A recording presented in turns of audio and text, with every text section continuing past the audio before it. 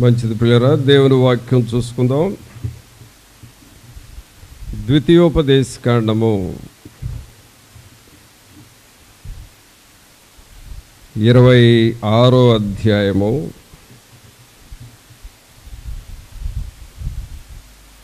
16వ వచనం నుండి చూద్దాం. ద్వితీయోపదేశకాండము 26వ అధ్యాయము 16వ వచనం. ఈ కట్టడలను విధులను గైకొనుమని నీ దేవుడైన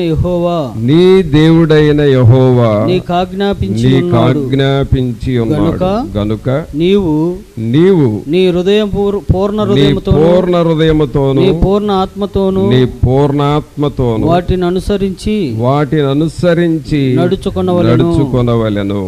యెహోవాయే నీకు దేవుడై ఉన్నాడని నీవు ఆయన మార్గములయందు నడిచి ఆయన కట్టడలను ఆయన ఆజ్ఞలను ఆయన విధులను అనుసరించి ఆయన మాట విందుననియు నేడు ఆయనతో మాట ఇచ్చితివి.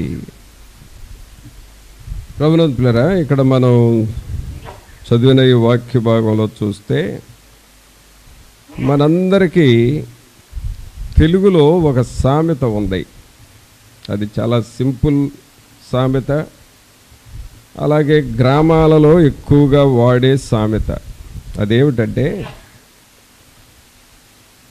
అట్టు పెట్టిన వారికి ఎంత పెట్టాలంట? చెప్పండి, విన్నారా ఆ సామెత? అట్టు పెడితే ఎంత పెట్టాలి? అట్టున్నర పెట్టాలంట. అది ఈరోజు మెసేజ్. అసలు మన మెసేజ్ పేరే అట్టు పెడితే అట్టున్నర పెట్టాలి. అది మెసేజ్. ఏమిటి అనంటే,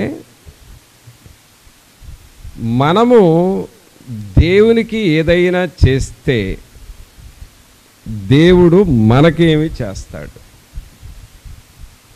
మనమంటూ దేవునికి ఏదో ఒకటి చేయాలి. ఒక పాట అన్నా పాడాలి, ప్రార్థన అన్నా చేయాలి, పరిచర్య అన్నా చేయాలి, వాక్యం చెప్పాలి.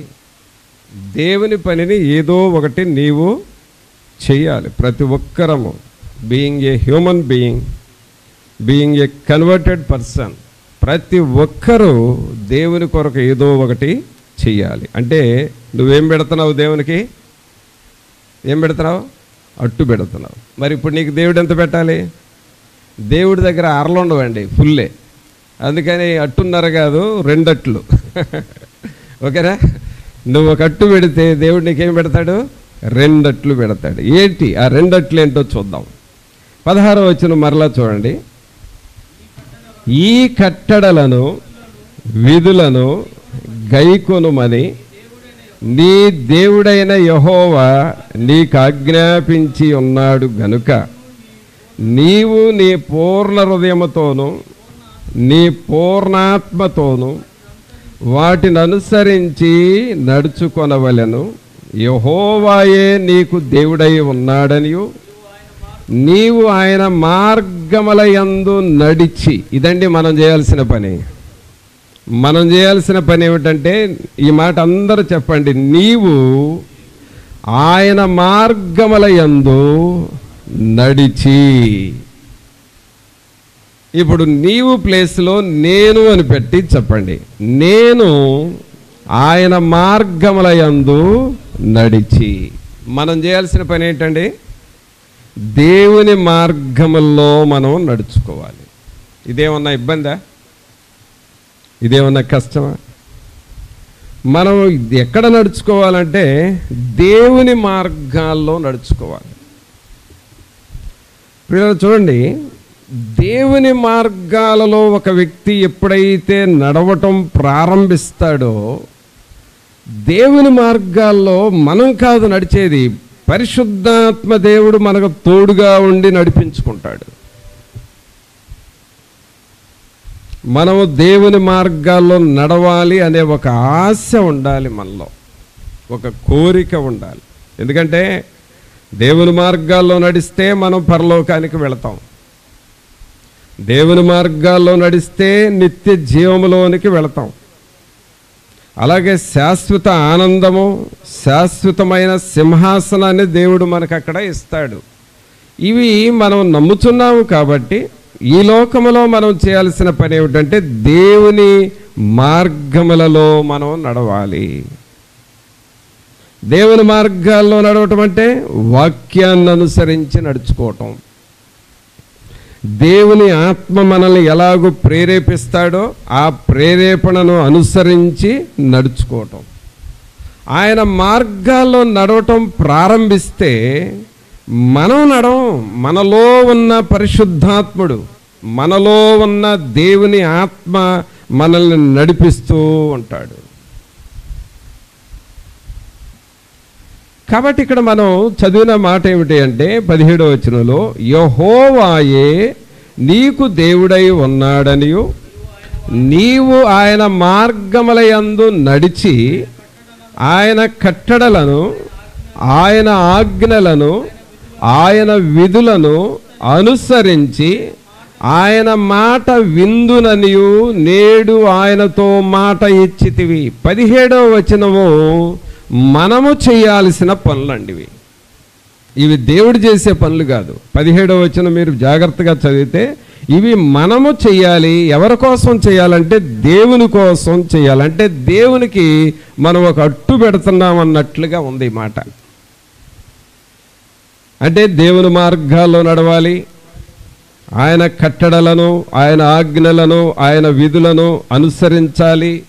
దేవుని మాట వింటూ దేవుని కొరకు మనము జీవిస్తూ వెళుతూ ఉంటే దేవుడు మనకేం చేస్తాడు? ఆయన మనకేం చేస్తాడంటే 18వ వచనం చూడండి.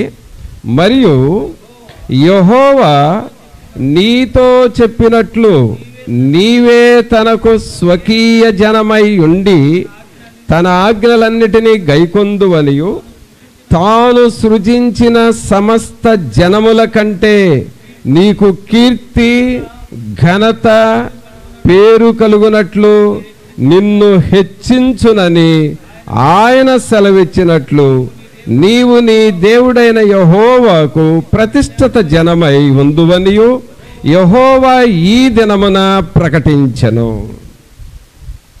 పిల్లరా, 17వ వచనమేమో మనము దేవునికి ఇచ్చేది.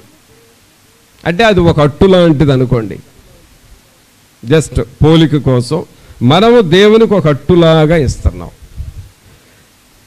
19వ వచనంలో ఆయన మనకేమిస్తున్నాడు అని అంటే కీర్తిని ఇస్తాను, ఘనతనిస్తాను, పేరు ప్రఖ్యాతులను ఇస్తాను, నిన్ను హెచ్చిస్తాను, నిన్ను దేవునికి ప్రతిష్ఠిత జనముగా చేసుకుంటాను అని అంటున్నాడు. అంటే ఇదేంటి? మనం దేవునికి ఇచ్చేది ఎక్కువ, దేవుడు మనకిచ్చేది ఎక్కువగా ఉంది. ఇక్కడ దేవుడు మనకిచ్చేది ఎక్కువగా ఉంటా ఉంది. మనం సింపుల్గా ఏం చేస్తున్నామంటే ఆయన మార్గాల్లో నడుచుకుంటున్నామండి. ప్రతిరోజు లేవగానే వాక్యాన్ని చదువుతున్నాం, ప్రార్థన చేసుకుంటున్నాం, ఆదివారం దేవుని సన్నిధికి వెళుతున్నాం, ప్రతిరోజు దేవుని పరిచర్య, దేవుని కొరకు కొంత సమయాన్ని హెచ్చించి ఆయన పనిలో మనం ఉంటున్నాం. మనం సింపుల్గా చేస్తుంది అదే. అలా చేసినందుకు దేవుడు మనకేమిస్తున్నాడు అనంటే నీకు కీర్తినిస్తున్నాడు, ఘనతనిస్తున్నాడు, పేరు ప్రఖ్యాతులను ఇస్తున్నాడు, నిన్ను హెచ్చిస్తున్నాడు, యెహోవాకు ప్రతిష్ఠిత జనముగా చేస్తూ ఉన్నాడు. అంటే దేవుడు నీకు ఎంత హెచ్చించాడో చూడండి. మనమేదో ఒక అట్టులాగా దేవునికి ఇస్తే దేవుడు మనకెంత ఇస్తున్నాడో చూడండి. దీనినే ఆధ్యాత్మిక మేలులు అని అంటాం పిల్లరా. స్పిరిచువల్ బ్లెస్సింగ్స్ ఇవి. Spiritual blessings. మన జీవితంలో మనము దేవునికి మన హృదయాన్ని ఇవ్వాలి, దేవుని మార్గములో మనం నడుచుకోవాలి. అలాగే ఆయన వాక్యాన్ని గైకొనాలి, ఆయన వాక్యానుసారముగా నడుచుకోవాలి. దేవుని వాక్యానుసారముగా నడుచుకోవడానికి ఎప్పుడైతే మనం మనస్సు పెడుతున్నామో ఇక దేవుడు నీ మీద దృష్టి పెడతాడు. నా కొరకు భయపడే ఒక వ్యక్తి ఉన్నాడు, నా మాట వినే ఒక వ్యక్తి ఉన్నాడు, ఈ వ్యక్తిని నేను ఎలాగైనా పైకి లేవనెత్తాలి అని దేవుడు నిర్ణయించుకుంటున్నాడు. అలాగూ దేవుడు పైకి లేపిన వాళ్ళలో ఎవరైనా ఉన్నారా అని చూస్తే అబ్రహామును దేవుడు పైకి లేవనెత్తాడు. అంతకుముందు అబ్రహాం ఏం చేశాడు? దేవుని మాట విన్నాడు, దేవుని మార్గంలో నడుచుకున్నాడు, అలాగే దేవుడు చెప్పినట్లుగా చేశాడు, దేవుని చిత్తానికి లోబడ్డాడు. అబ్రహాము 17వ వచనంలో ఉన్నవి అన్నీ చేశాడు. అందువలన దేవుడు అబ్రహాముకి 19వ వచనంలో ఉన్న ఆశీర్వాదాలన్నీ ఇచ్చేశాడు. కావున పిల్లరా, 17వ వచనంలో ఉన్నది మనం చేస్తే దేవుడు మనకేం చేస్తాడు? 19వ వచనంలో ఉన్నవన్నీ మనకు చేస్తాడు. అలాగే అబ్రహాం పట్లే కాదు, ఆయన నమ్ముకున్నటువంటి మోషే పట్ల అలాగే చేశాడు, యెహోషువ పట్ల అలాగే చేశాడు, అలాగే దావీదు పట్ల అలాగే చేశాడు. వారందరూ చేసింది ఏమిటంటే దేవుని మార్గాల్ని అనుసరించారు, దేవుని మార్గాలలో నడుచుకున్నారు. అందువలన దేవుడు వారిని హెచ్చించటం ప్రారంభించాడు. కావున ప్రభువునందు పిల్లరా, మనం గమనించాల్సింది ఏమిటంటే మనము దేవుని మార్గాల్లో నడవాలి అనే తీర్మానం మనం చేసుకోవాలి. ఆయన వాక్యం ప్రకారం నడుచుకుంటాను, అలాగే దేవుని మాటలకు లోబడతాను, నా కుటుంబాన్ని వాక్యానుసారంగా నడిపించుకుంటాను అనే తీర్మానం నీవు ఖచ్చితంగా చేసుకోవాలి. నా కుటుంబం అంతా వాక్యానుసారముగా నడుచుకుంటాము అనే తీర్మానం నీవు చేయగలిగితే నీ కుటుంబాన్ని వర్ధిల్లునట్లుగా చేస్తాడు. నీకు కీర్తి అనగా నీ పేరు ప్రఖ్యాతులు అంతటా వ్యాపించేటట్లుగా చేస్తాడు. ఘనత వస్తుంది, దేవుడిచ్చే ఘనత, దేవుడిచ్చే గొప్ప బహుమానం, ఆ ఘనత వస్తుంది. ఇంకా మనం ఏమవుతామంటే నీవు నీ దేవుడైన యెహోవాకు ప్రతిష్ఠిత జనమై, ఏ జనం అంటే మనం దేవుని ప్రతిష్ఠిత జనముగా ఉండటం అంటే అర్థం ఏంటంటే దేవుని అధికారం మనకుంటుంది, దేవుని శక్తి మనకుంటుంది, దేవుని ఆత్మ మనలో ఉంటుంది. సాతానుడు మన మీద ఏమీ పనిచేయలేడు. ఈ లోకంలో ఉన్నప్పుడండి సాతానుడు రకరకాలుగా మనుషుల మీద పనిచేస్తూ ఉంటాడు. మన మనస్సు మీద దాడి చేస్తాడు, శరీరం మీద దాడి చేస్తాడు, కుటుంబాల్లో దాడి చేస్తాడు. కానీ దేవునికి మనం ప్రతిష్ఠిత జనముగా మారితే సాతానుడికి మనల్ని ఏం చేయలేడు. మన మాట ఎవరంటారంటే దేవదూతలు మన మాటలు వింటాయి. ఆయనకు ప్రతిష్ఠిత జనముగా మనం మారుతాము. ఇది ఎప్పుడు జరుగుతుంది అనంటే నీవు దేవుని మార్గముల్లో నడుచుకోవాలి, దేవుని వాక్యం ప్రకారం నడుచుకోవాలి. కాబట్టి ఇక్కడ గమనించండి, మనం ఆయన మార్గాల్లో నడుచుకుంటే మనకు ఆయన కీర్తి, పేరు, ప్రఖ్యాతులు, అలాగే ప్రతిష్ఠిత జనముగా చేస్తున్నాడు. ఆయన మనకిచ్చేది ఎక్కువగా ఉంది, మనం ఆయనకిచ్చేది తక్కువగా ఉంటే ఆయన మనకిచ్చేది ఎక్కువగా ఉంది. అందుకనే మనల్ని మనం తగ్గించుకొని ప్రభువా నీ మార్గముల్లో నడుస్తాను. మనకు ఒక పల్లవి ఉంది, నీ సన్నిధిలో మోకరించి నీ మార్గములు నడిచేదా, నీరసించక సాగేదా, నేవేను తీరుగా, నేవేను తీరుగా. ప్రియరా, దేవుడు మనకు ఆయన కీర్తిని, ఆయన పేరు ప్రఖ్యాతులను, ఆయన ప్రతిష్ఠిత జనముగా మనల్ని చేయాలని నడిపిస్తూ ఉన్నప్పుడు ఆయన సన్నిధిలో నడుస్తూ ఉన్న మనలను సాతానుడు అప్పుడప్పుడు వెనక్కి లాగుతూ ఉంటాడు. ఎందుకంటే దేవుని ప్రతిష్ఠత నీకు వస్తుంది, దేవుని పేరు ప్రఖ్యాతులు వస్తాయి, దేవుని ఆశీర్వాదాలు నీ కుటుంబానికి వస్తాయి. అవి రాకుండా ఉండాలంటే సాతానుడు నిన్ను ఎప్పటికప్పుడు వెనక్కి లాగుతూ ఉంటాడు. వాడు వెనక్కి లాగటం అంటే ఏంటో తెలుసా? చేసే ప్రార్థన చేయనీడు. కొంతకాలం బాగా చేస్తే వెంటనే కొంతకాలం పూర్తిగా ప్రార్థన మానేసేటట్లుగా చేస్తాడు.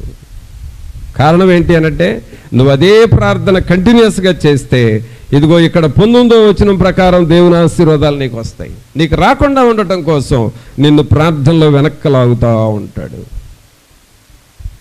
అలాగే నువ్వు దేవుని వాక్యాన్ని బాగా ఇంట్రెస్ట్గా చదువుతూ ఉంటే, దేవుని పుస్తకాలు బాగా చదువుతూ ఉంటే, ఆ వాక్యములో ఉన్న దేవుని ప్రభావము నిన్ను తాగుతుంది. ఆ దేవుని ప్రభావం ఎంత తాగుతుందంటే, నీ ఎముకలను, ఎముకల లోపల ఉన్న మూలుగను కూడా తాకగలిగిన వాక్యం అండి ఇది. నువ్వు దేవుని వాక్యాన్ని పదే పదే ధ్యానం చేస్తూ ఉండు, పాడుతూ ఉండు, ఆరాధన చేస్తూ ఉండు, ఆ దేవుని శక్తి నీ లోపలికి వెళ్ళిపోతుంది. అందుకనే ఇర్మియా గారు అంటున్నాడు, నా ఎముకలు మండుతూ ఉన్నాయి అని అంటాడు. నా ఎముకలు మండుతూ ఉన్నాయి. ఎందుకంటే దేవుని వాక్యం అలాగున్న లోపలికి వెళ్ళిపోయింది.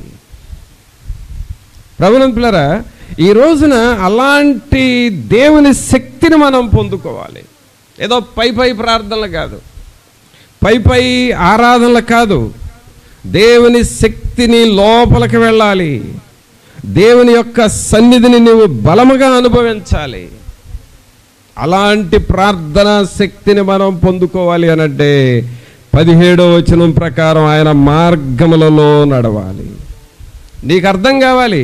4 రోజులు బాగా ప్రార్థన చేసిన నీవు 5వ రోజు 6వ రోజు చేయలేకపోతున్నావంటే వెంటనే నీకేం అర్థం అవ్వాలో తెలుసా? పనులు వచ్చినాయి, ఆటంకాలు వచ్చినాయి, చేయలేకపోతున్నాను. అడ్జస్ట్ అవ్వద్దు, రాజీ పడొద్దు. సాతానుడు నన్ను అడ్డగిస్తున్నాడు, ఓ దుష్టుడా నిన్ను గద్దిస్తున్నాను అని చెప్పాలి. నీ ప్రార్థనా జీవితం వెనకబడతా ఉందంటే సాతానుడు నిన్ను ఆటంకం చేస్తున్నాడు.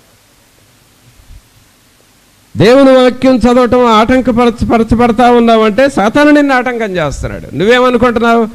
బిజీ అయిపోయానండి, పనులు ఉన్నాయనండి, అందువలన టైం చాలటం లేదండి. ఇంతకుముందు ఫ్రీగా ఉండేవాడిని, ప్రార్థన చేసేవాడిని, బైబిల్ చదివేవాడిని, ఇప్పుడు బిజీ అయిపోయాను అందువలన చేయలేకపోతున్నాడు.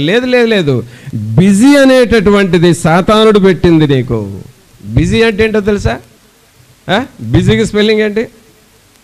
BUSY, busy. అదేంటి అనంటే bury under Satan's yoke. Busy, bury under Satan's yoke అంటే సాతాను కాడి క్రింద నిన్ను బరీ అంటే సమాధి చేస్తున్నాడు. అది బిజీ అంటే అర్థం. నువ్వేమనుకుంటున్నావు? ఐఎమ్ వెరీ బిజీ అని అంటావు.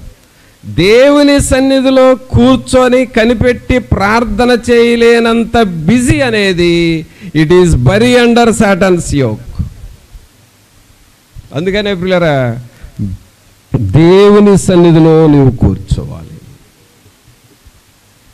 దేవుని సన్నిధిలో నువ్వు మొరపెట్టుకోవాలి, దేవుని సన్నిధిలో నీ జీవితాన్ని నీవు దేవుని కొరకు చేస్తూ ఉండాలి, త్యాగం చేస్తూ ఉండాలి. అందుకనే ఇక్కడ ఇశ్రాయేలులతో అంటున్నాడు. 17వ వచనం ఎవరిదండి? ఇశ్రాయేలులు చేయాల్సిన పని. 19వ వచనం ఎవరిది? మనది. కాబట్టి నువ్వు బైబిల్లో రాసుకో. 17వ వచనం నాది, 19వ వచనం దేవునిది. ఇప్పుడు నువ్వు అట్టు పెడితే దేవునికి ఏం పెడుతున్నాడు? రెండట్లు అంటానికి ఇప్పుడు నా మనసు ఒప్పుకోవట్లా. రెండట్లు ఏంటండి అసలు? దేవుడు ఎంత ఇస్తున్నాడు? కీర్తి, ఘనత, పేరు ప్రఖ్యాతులు, ప్రతిష్ఠిత జనంగా చేస్తున్నాడు. అంటే ఎంత అది దేవుడు మనకు చేసేది ఎంత? కావున ప్రభువురా, దేవునికి మనం చేసేది చేస్తేనే, దేవుని కొరకు జీవిస్తేనే, దేవుని కొరకు ప్రయాసపడితేనే దేవుడు నిన్ను గొప్పగా ఆశీర్వదిస్తాడు.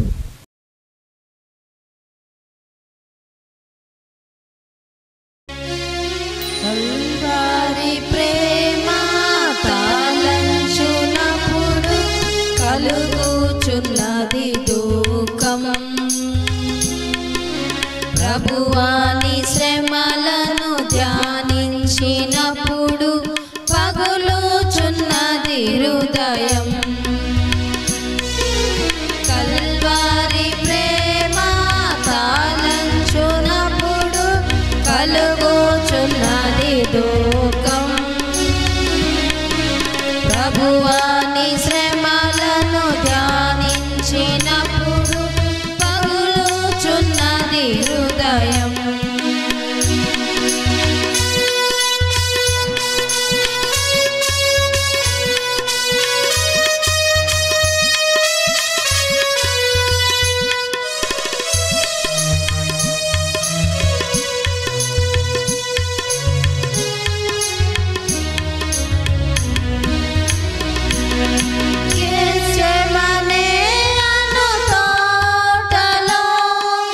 విలపించుచు ప్రార్థించు ధ్వని నలువైపులా వినపడుచున్నది. పగులుచున్నవి మా హృదయములు, కలుగుచున్నది దుఃఖం, కలుగుచున్నది దుఃఖం. కల్వారి ప్రేమ తలంచునప్పుడు కలుగుచున్నది దుఃఖం. ప్రభువాని శ్రమలను ధ్యానించినప్పుడు పగులుచున్నది హృదయం.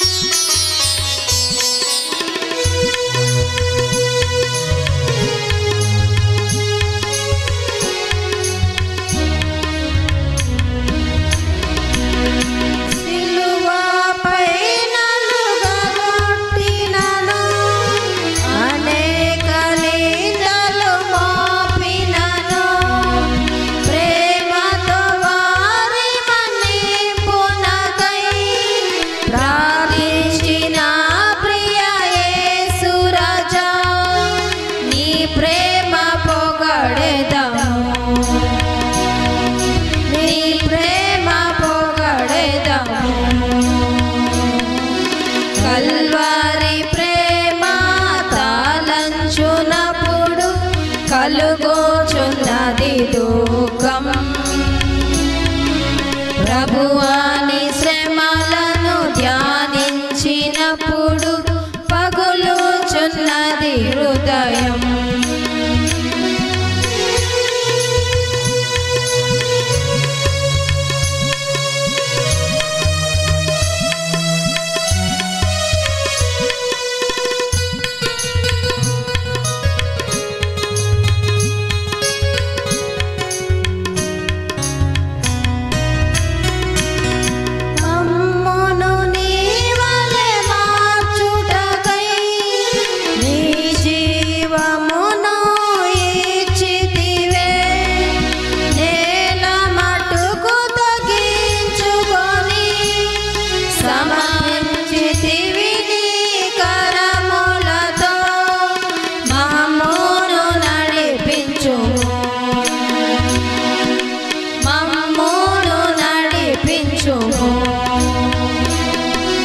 కల్వారి ప్రేమ తాళంచునప్పుడు కలుగుచున్నది దుఃఖం. ప్రభువాని శ్రమలను ధ్యానించినప్పుడు పగులుచున్నది హృదయం. కల్వారి ప్రేమ తాళంచునప్పుడు కలుగుచున్నది దుఃఖం. ప్రభువాని